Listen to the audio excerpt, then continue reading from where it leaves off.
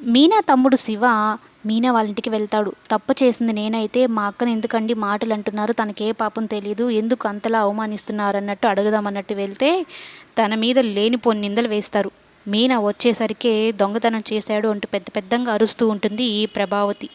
ఇక మీనా వచ్చి, ఎందుకురా వచ్చావు, నేను పడుతున్న అవమానాలు సరిపోలేదా, నువ్వు కూడా పడాలా, ఆ మాటలకి నాకే ఎందులైనా దూకాలనిపిస్తుంది, నీకెందుకురా ఈ బాధలు ఇంత వయసులో, వెళ్ళిపోరా అని అయితే చెప్తూ, నువ్వు ఇంకొకసారి ఇక్కడికి వచ్చావంటే ఈ అక్క చచ్చినంత ఒట్టు అని పంపించేస్తూ ఉంటే ఇంతలో రోహిణి వస్తుంది. ఈ అబ్బాయి కాలేజ్కి వెళ్తాడు కదా అత్తయ్య అని అయితే అంటూ ఉంటే, పేరుకే పైకి అలాగా దొంగతనం చేస్తున్నామని చెప్తారా అంటూ ఉంటే నవ్వుకుంటుంది.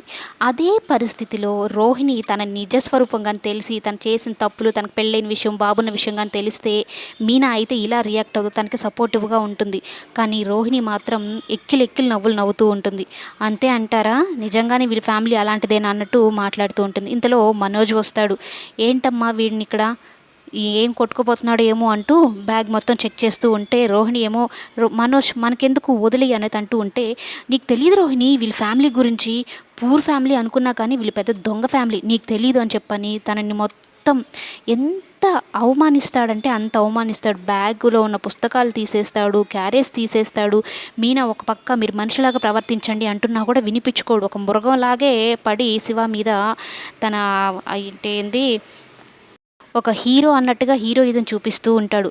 మనోజ్ వదిలే అంటూ ఉంటే ఇక తను పడిపోతూ మనోజ్ని సపోర్ట్ కోసం అన్నట్టు కాలర్ పట్టుకుంటాడు. దానికేదో ఈమె పెద్ద ఫీల్ అయిపోయి, నా భర్త కాలరే పట్టుకుంటావా అంటూ రోహిణి శివాని చెంప చెల్లు అనిపించేస్తుంది. ఒక్కసారిగా మీనాకైతే ఎంత బాధ అనిపిస్తుందో.